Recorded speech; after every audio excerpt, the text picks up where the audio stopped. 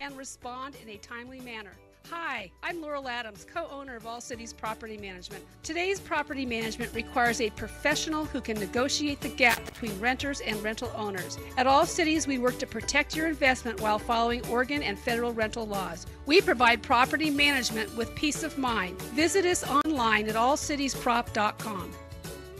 Pete and Joe, the real estate guys here, and thanks for listening to our show here on KMED Radio. Every week for almost the last 6 years, we've shared real estate-related information with you and hope that you'd learn from us in our panels, too. We personally talk with many of you and offer free advice on property values, do's and don'ts of selling and buying, and lots of other topics, too. So feel free to contact us anytime via email at Pete or Joe at realestateshoworegon.com. And thanks for making the Real Estate Show part of your weekend. Welcome to the Real Estate Show on KMED. June 18th is our date of 2016. Pete Belcaster and Joe Brett, the real estate guys, with you. And thanks for joining us today here on KMED. We're both real estate brokers with John L. Scott in Southern Oregon, and we get together with you once a week here on KMED. In fact, we've been doing that now for almost 7 years, and we're still hanging around here, which is really a good thing. That longevity must mean something, I suppose. They haven't changed the locks on us yet, so that's a good sign. Haven't thrown us out the building yet, and I say yet because you never know. Well, they specialize in great local information here at this facility, and that's what we try to bring every week. Boy, it's been so much fun too, and today's going to be another one of those shows. Well, anyway, I hope you're having a good weekend, and please be safe if you're out there as well. And happy Father's Day, by the way, to all fathers tomorrow, which is for you. You got grandkids, and you got that whole thing. And my son's down in Texas, so I don't get to see him very often. We talk and text every day, but anyway. So one of mine's halfway around the world, but I will get a peek at the other one. Yeah. All right. Well, here today on the show, we're thrilled to have two ladies who. They're both real estate brokers. First of all, Barbara Brown is with John L. Scott in the Medford office for John L. Scott. And Barbara, nice to have you here as well. Thank you. You've been a broker. Well, you've been doing this a long time. And how are you doing? By the way, by the way, Barbara, to tell you, she is a principal broker at John L. Scott. So she actually brokers agents' paperwork, right? Isn't that what I guess is the way you would describe that? That's correct. Yeah. Answer questions, problem solve, teach classes. Yeah, and you've been a pretty busy person, too. Yes, I know. I've got you two I have to chase after, right? No, our paperwork is perfect. Is what we try to keep you on your toes. That's right. Yeah, we really test you to make sure they're doing that. But you've been, the office, the market itself, you've been a pretty busy person, haven't you, doing that? Oh, yes. Yeah, yes. All right. Our office has been very busy this year. Indeed it is. And joining Barbara today is Elle Powell. And Elle is a broker with RE/MAX Integrity Brokers, which used to be RE/MAX Ideal Brokers. Remember, Bob Gervais, our good friend who was on this show for so many years with us. Remember, we learned so much. Our listeners learned a lot from Bob left Gervais a over void. those years. You sure did. Anyway, Elle Powell is here, and you work with Bob, and nice to have you here with us today, too. Thanks for having me. Yeah. So tell us about how did you have quite a background getting into the real estate business. Tell us about that because you grew up with this business, right? I did. My mom is an agent and has been for quite some time. She really wanted me to get into real estate, and I was adamant about getting my degree. So I have a degree in economics, and I helped out right after graduation consulting for her and getting pretty much streamlining. Wow. What she does. And I followed her around, and I was like her assistant. I was like, oh my gosh, I can do this. And so I got licensed in California and almost concurrently here in Oregon. And I've just hit the ground running. I really like it. And I've been doing it for almost 3 years now. Yeah. Well, you're pretty successful at it too. So good for you, Yeah, and, thanks. And interesting, you're a young person and you also serve on the Planning Commission. Tell me, what do you serve on other? Well, I am a planning commissioner in Central Point. In Central Point. And I chair the Community Outreach Committee, and I sit on the Rogue Valley Association of Realtors board. And I'm on the YPN board, and I sit on the application committee for the Habitat for Humanity. And I think I'm missing something. You don't like spare time. You're one of the great examples of realtors doing things beyond just buying and selling houses, Al. That's really quite a resume. Where does your interest? You must have had something that kind of pointed you in that direction. I was on the Parks Commission in Medford and on their Parks Foundation board now, because that's a neat way to give back. But what inspires you to that service? I don't know. Both my parents are extremely hardworking. I'm one of 5 kids, and we get involved. And I've worked for a couple different city municipalities in the city management office, and I really liked that. And I saw where hard work goes and how it helps people in our community. And so when I became an agent, I knew I had to give back and get other agents involved. Good for you. I really enjoy it. Yeah. And more people your generation, Elle, need to do that. It's very important. And citizens doing some really important work for their cities. Yeah. So, well, good luck to you on that kind of thing. Speaking of a person who does a lot, Barbara, you've been with different positions in RVAR. Listen to this, Joe. Spit some of those out, would you please? Statewide and it's really cool. regionally. Yeah. Yes, I've been involved in giving back to my organization since I got into real estate, which was in 1989. So I've served on the boards. I've been president a couple times. And president of RVAR. RVAR. You've been president of the MLS. Yes. Come on, don't be shy. and what else did you say, or something else? Oh, well, now I'm an Oregon Association of Realtors You're board member. An OAR State board member. State board member. And I've served on other committees up there also, and have been able to go to Washington, D.C. and 4 times on behalf of OAR to lobby our Congress people and senators. And we really have, once again, we're really smart people in the room, Joe. It's really cool to be around them, because we're hoping that that'll wear off. If it's just you and I don't know people are tuning in every week. Well, anyway, that's right. So Al, I just want to go back one thing. You're a planning commissioner in the city of Central Point. Can we talk about Costco? No, I'm just kidding you on that. You can ask me some things. I might answer. The look on your face was good enough right there. Pete, that's a different show. Stop it. Yeah. Someday that'll be a really interesting. Just go back to his news director mode. Yeah. I can tell you where it's at. That's about it. That's really true. All right. Well, let me just ask you then. We'll start with Elle. We test Barbara about the market. You're an agent. You're out showing a lot of properties, I know. So what tiers we're in mid-June. We finished those 3 busiest real estate months of the year, and certainly it bears out, doesn't it, Barbara, in terms of how busy it was, but what you've seen. So tell us what your take on the market is as we see all these stats around us, and what makes sense out of this for folks who are listening to us. Well, there's a lot going on all the time in real estate. Constantly new buyers entering, buyers leaving, new sellers coming and going. It's constant. Just, I don't know how to really say it. According to statistics, okay, we have so little inventory right now, and it really, my clients, especially in the 180 and 190 to about 225, incredibly difficult to find properties. I've written numerous offers for multiple clients I have in that price range. We just can't come to terms, or they're beaten out in somewhere in other terms. And it's just, in my opinion, that's my personal most difficult price range to find property for clients. Mm-hmm. And there's plenty of clients that want to get in and want to get out of their rentals and want to get into the game. It's a really tough game to get into for them right now. Yeah, and some of them are first-time home buyers. Some are displaced tenants whose homes have sold, and the landlord may not go directly to them, because oftentimes they're interested in purchasing that home. And if you go directly to your tenant, that actually cuts down on your realtor fees. Well, as what Elle was saying too, is something again that we've been saying on this show has been going on in our office meetings around the gap is not getting smaller, even though there seems to be a lot of new listings coming on. It seems that it's still the gap grows. Okay, so right now the latest statistics out of the MLS, show what, like available homes per buyer, and this is something that Barbara works on, and these types of things are low. It continues to drop. They're historically and drastically low at some of the price ranges. Yeah. Oh, yeah. Yeah, and they are. And I don't think the only way it's going to increase is if you get more listings, because the demand is still there. And it's really the demand that's driving this, isn't it? Is that what you ladies say?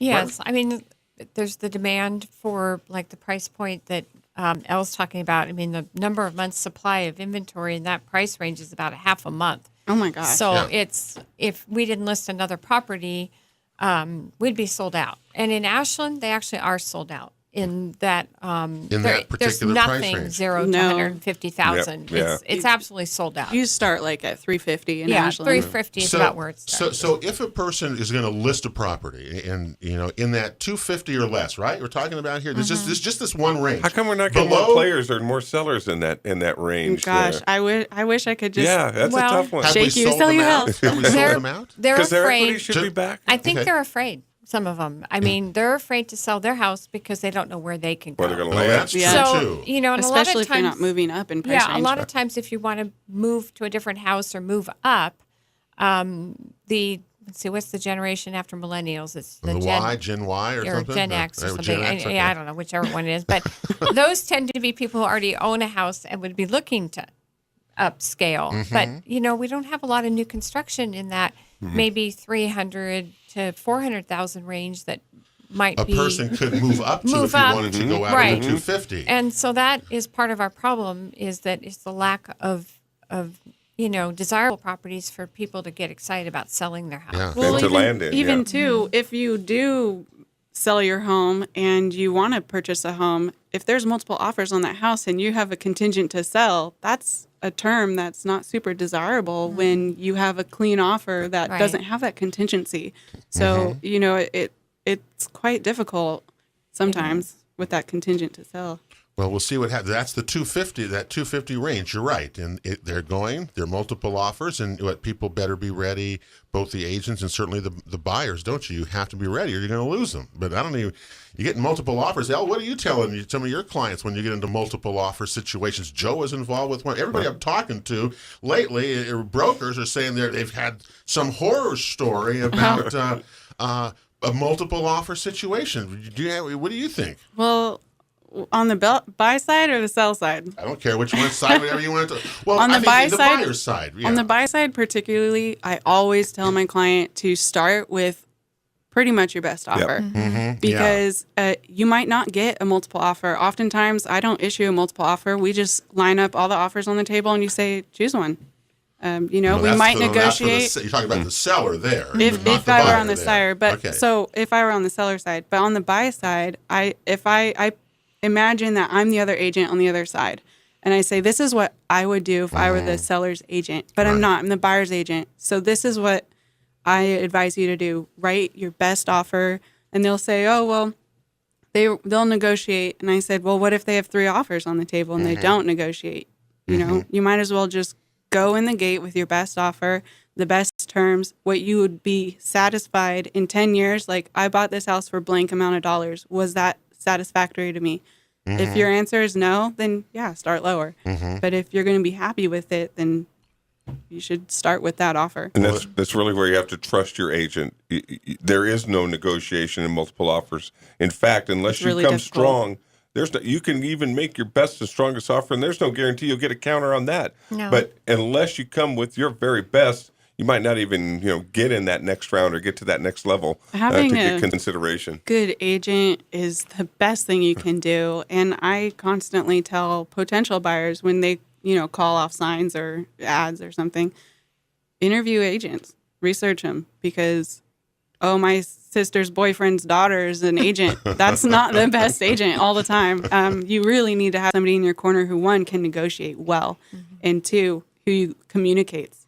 And communication is super important, and people don't really give that enough salt, in my opinion. But And negotiation is a really big part of it too, isn't it? I've got to convince that thing, selling agent of my buyer's viability, commitment to the deal, commitment to see it through. I've really got to make a case if I'm going to even get up, because the numbers are going to be dangerously close in multiple offers. well, I usually provide a CMA with all my multiple offers, and I say, this is where your house is priced, this is where my client's making an offer, and this is why they should get the house. And that works. It absolutely Oh yeah, works. it Sometimes does. it's true. I've gotten a lot of discounts that way. Yeah, you talk about available homes per buyer in Jackson County wide. It's a 4.2 available homes per buyer across the county. That's down 11% from a year ago. That's just telling you exactly what's happening. And the month supply of inventory is down 27% from a year ago in the month of May. down to 2.5 months supply overall. And as Barbara just pointed out, if you're in that 250 or lower range, it's about zero. And if you're between 250 and 350, it's less than 1%, I know. But then I know, and sellers need to be realistic too, because if you're above that price point, okay, if you're above that 350 range, the number of showings, the number of everything drops off dramatically off that, because most people, can afford those other mortgages below that. And so you got to be realistic on this as well. So anyway, but 2.5 months supply, that's the lowest I think, Joe, I've ever seen it. No wonder days in the market is only like 42 days. Typically in normal markets, 6 months supply is about right. Yeah. It'd be interesting to break it down into those price ranges again, by number of lock boxes that are opened by agents. Are they in the upper ranges? How many versus the 350 and below range? Yeah, I bet it mirrors exactly the kind of stats that Barbara makes as well. So anyway, it's really interesting to see. We got a break coming up here, but we're going to get into our purpose here today from the Rogue Valley Association of Realtors and the Outreach Committee. We got the two co-chairs here, Barbara and Elle. Now, getting into that world, the co-chairs, all right, tell me how you did that. I'm curious as to why you two decided to say this is a good thing to do. So outreach is really important for any organization in the world. Yeah. And in the real estate business, as big as it is, builders, title companies, lenders, on and on and on it goes, it's important. Okay. Well, me personally, I was a newer agent at the time, under 2 years, and I applied to be on the IVAR board, and then President Patrick Eiler was like, well, you haven't hit the 2-year mark. You have to be a 2-year agent. And we'll put you on this committee instead. And Elle said that's pretty much it. But we got a place for you. He said, you should do this. Yeah. And Barb was just looking for something that she wanted to do more. She needed another title. I think Patrick asked me to. Patrick's responsible for all that. That's good to know. Hey, we've got the Real Estate Show here on KMED. We're with Elle Powell and Barbara Brown of the Rogue Valley Association of Realtors. Don't you dare go away. We're coming right back to KMED right after this. The Real Estate Show rolls on KMED. June the 18th is our date. Pete Belcastro and Joe Brett with you here today. And thanks for joining us on KMED. Hope your Father's Day weekend is going to be a good one as well. Next week, here on the Real Estate Show, Glenn Cunningham from Nagel and Padilla, our CPA, will be here for a show and a tax lesson for us. Real estate, when you buy and sell real estate, guess what? There's taxes involved. And I think and if you're not aware of that can come back and bugaboo you and get you. So anyway, Glenn will be here next week, and he's always quite refreshing, and we enjoy having him here. He comes on once a year, so he'll be here next week. Today here on the Real Estate Show, we're with Elle Powell and Barbara Brown, both from the Rogue Valley Association of Realtors, both real estate brokers. Barbara with John L. Scott in our office, and Elle Powell with Remax Integrity Brokers, which used to be Remax Ideal Brokers. And so they're both here. They're both the co-chairs. All right, ladies. Well, let me tell you, one of the things that surprised me, and I shouldn't say it surprised me, but one of the things I'm really impressed about, I guess, in being a broker now for almost 10 years is what the things that go on outside of just buying and selling homes. I mean, look, our first segment today, what do we talk about? We talk about what buying and selling homes. I mean, that's what we do. Mm-hmm. But there's also a whole lot more into this business that goes on behind the scenes that sometimes we never talk about. And you two are involved with a bunch of that. So just start us off in some of the things that maybe that realtors doing and giving back to the community, because without that, our community is less rich as it is without realtors. Anyway, it makes sense. Yeah. Well, I'll start with, you've mentioned the committee we're on. It's a fairly new committee with the Rogue Valley Association of Realtors called Community Outreach. And our goal is to give back to our community, and we've chosen to do that in a couple different ways. We're offering actually free education classes to the public. There will be no pressure to buy or sell real estate, these classes. It's just educational on how to take care of your home kind of classes. Tonight, we have one tonight. Last week we had one. We had one last week, last week we had one on water, how to effectively use your water and in watering your lawns and things like that this summer as it gets hot, and how to keep those lawns alive and your plants. And then the other arm of what we're doing is going out in the community, and we've started working with a group called Maslow, which helps homeless teens and up to age 22, I believe. 21. It's 21. Newborn to age 21. Yeah. Oh, Yeah. okay. Anyway, so we last summer partnered with them to do a backpack drive and for back to school supplies. And I'll let Elle So, talk so about you that a do little bit. these kinds of. Okay, you went down two roads there. You went down education side and the giving side. Right. There's two different worlds Yeah, there. well- Okay. We started out with the giving side. Okay. The We had giving to side. focus on one part of what we were going to do. I love so the giving side. by we the way. started with the Maslow Project, and we do the back to school supply drive. And we only reached out to realtors in the beginning. Okay. And we collected over 550 backpacks, completely full of supplies Full of for stuff. kindergartners up through high school. Uh-huh. And then we gave them a monetary donation as well to fill in where they would need it. And you're able to show up and hand out the backpacks and, feed the children and see them pick out their own backpack and supplies and Were you stuff. surprised by the response that you got from realtors to do this? Not really, honestly, No? because so many we're just people. This is just what we do for a living. And real estate sales, essentially, we love helping people. So That is kind giving, of it is a natural way, and I'm really glad that you're using or working with the Maslow Project. I'm on different groups and different boards, and they seem to really be a tremendous asset in the community to identify where the specific needs are, where we could never do it. As individuals, but they seem to do a really good job with that, don't they? I agree. And they're not the only ones. There's so many organizations that really identify different needs in our area, and it stays in our area. So, Access, Maslow Project, CASA. Now, did you guys have anything Redemption to do? Ridge. All right, did you guys have anything to do with the Wine and Food Classic, or is that a totally different world than what you're involved with here? You probably were involved personally with that. don't Probably. sit on that. No. That's actually a different committee. Okay. It's a separate committee. But you don't get to spend any of the money that they earn for that No. particular event in That terms money- of giving. Okay. No, that money is clearly earmarked for a specific thing, which is offering, I believe a portion of it goes to Habitat for Humanity, and then a portion, the majority of it goes to offering down payment assistance for typically first-time home buyers. Yeah. And Access coordinates that. Yeah. So if you're out there listening and you're wanting to buy a house, you can contact Access about how you could go about possibly qualifying for one of those grants. Right, and it's not those grants. I think the Home Foundation out of the Oregon Association of Realtors that does that.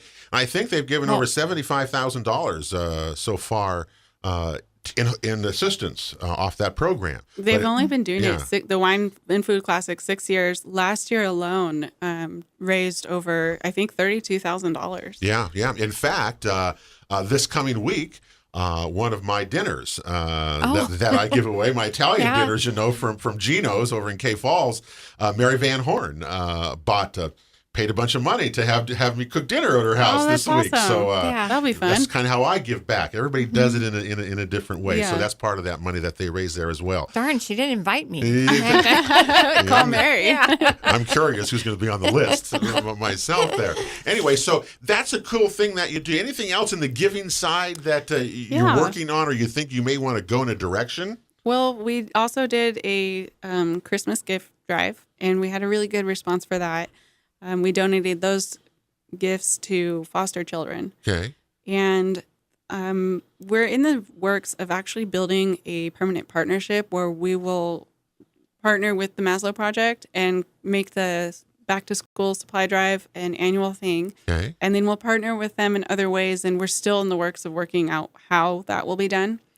But once we actually got off the ground and had a couple successful giving events, then we started with the educational. And we've already had 2 classes, and they're completely free.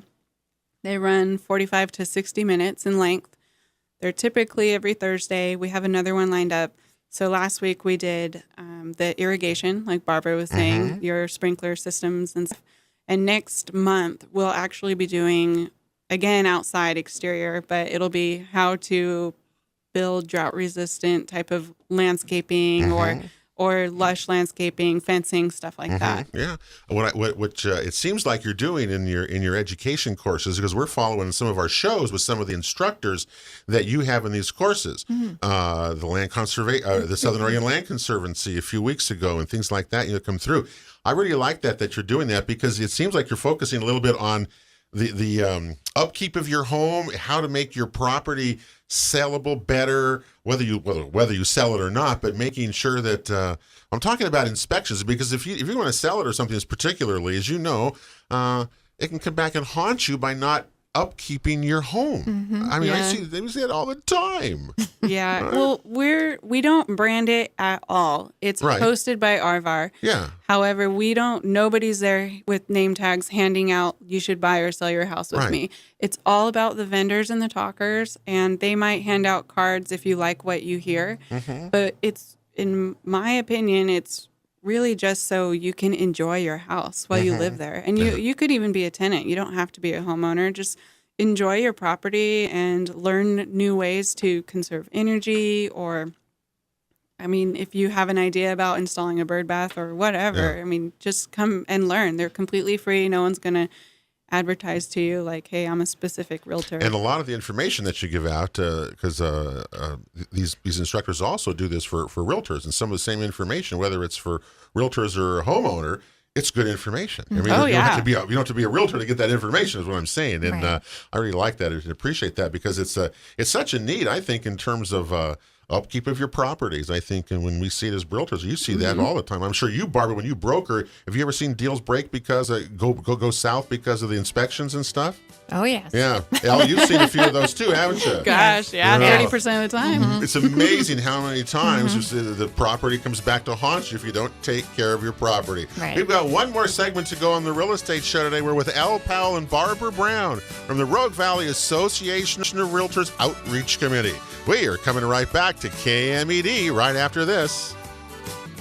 The Real Estate Show continues here on KMED, June 18th of 2016. Pete Belcastro with you here. And don't forget, you can check out any of our past shows of The Real Estate Show at realestateshowOregon.com. Both of our cable TV shows and our radio shows are all there for you to view, and we hope you go back and listen to them, as we've had some really great shows with terrific guests, as you know, week after week here on the show. Next week, Glenn Cunningham, our CPA, visits for his yearly talk to us about real estate and taxes. And if you've sold anything or bought anything during the year, you just might want to give a listen, because Glenn, he knows this stuff, and and you and I don't, basically, is what it comes down to.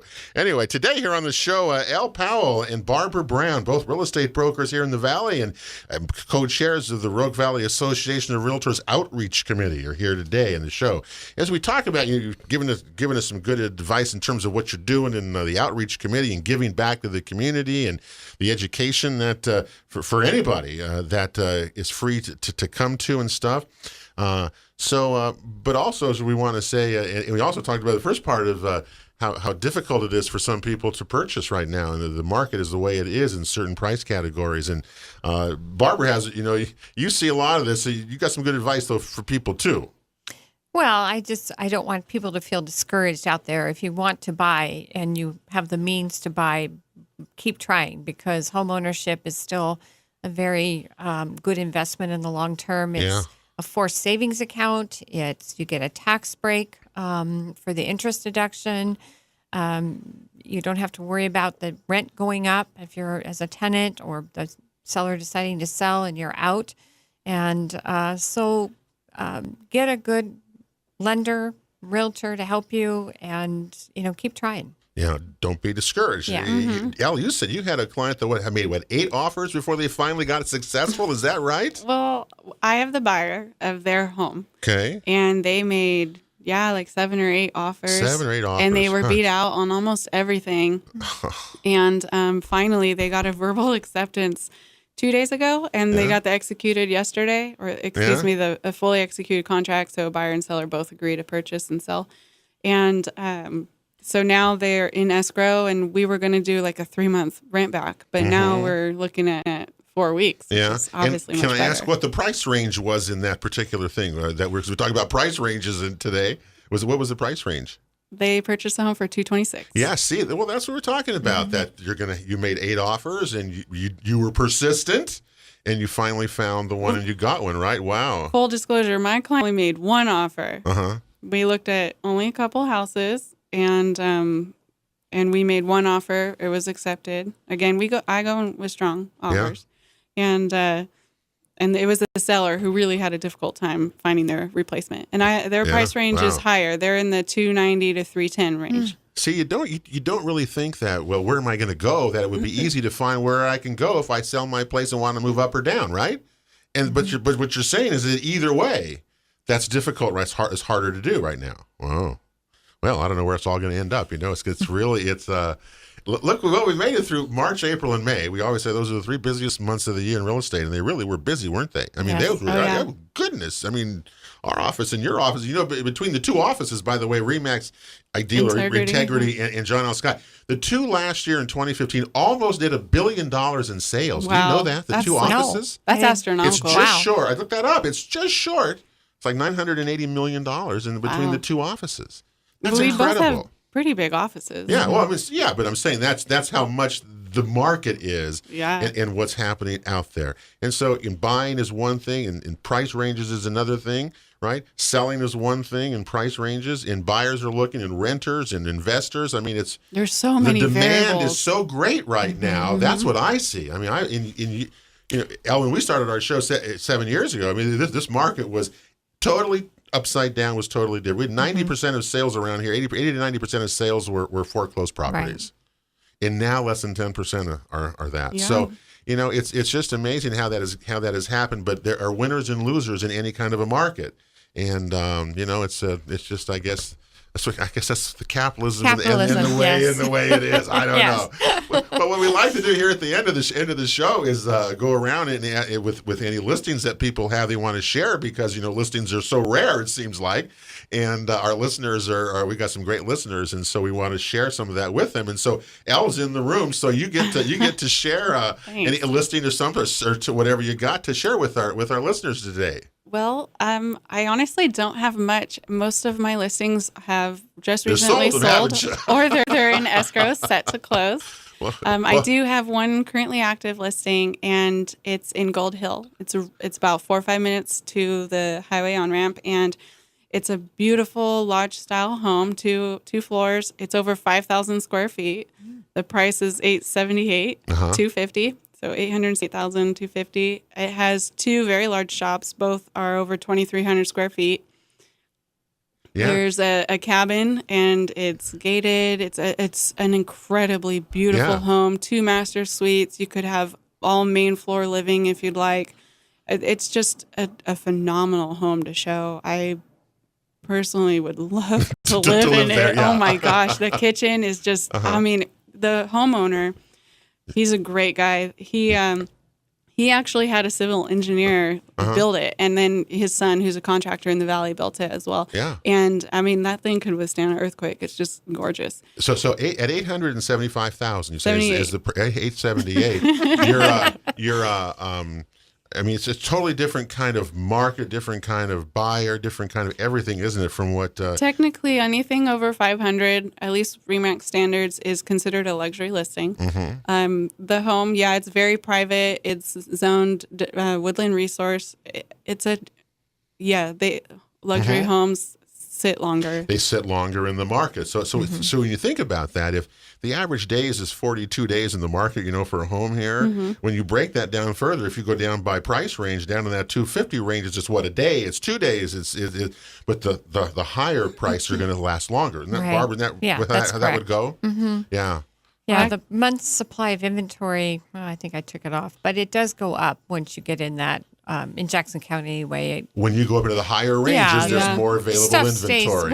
It's not that there's more, but it's just stuff stays a little bit on the market longer. On the market a lot longer. Yeah. That's really true, and that's the way the market goes. I mean, it's just demand and everything, sure. Demand and type of loans you can get for it, it's just decreased. I actually do have one more listing in California. You better hurry, Derek. You better hurry. Okay. It's $1,577,000, gorgeous home, 42 acres, splittable land. Yeah. Look at these $1 million homes out of there. I've got one just quick one up at Hyatt Lake, up at B4. We have a cabin at Hyatt Lake for sale. This is one of 11 cabins built in 1959 for veterans. They were built for veterans. They don't come on the public market very often. Only 3 sales in 12 years of those properties. So we've got We one. should get a group together and buy it. We should go and have a party up there. Anyway, that'll do it for the Real Estate Show. Hey, Barbara, thank you. Ellis, thank you. Best of luck Thanks to for you as having well. us. We'll be back next Saturday here on KMED. In the meantime, you have a great week, everybody, and God bless. We'll see you next Saturday right here on KMED. You've been listening to The Real Estate Show on KMED AM and FM radio, presented by John L. Scott Real Estate of Southern Oregon, along with All Cities Property Management, the Home Builders Association of Jackson County, Ditech Mortgage, the Jackson Soil and Water Conservation District, and the Rogue Valley Association of Realtors. For guest information or to watch a past show, visit us online at realestateshoworegon.com. Join us again next weekend for Southern Oregon's one and only Real Estate Show on KMED.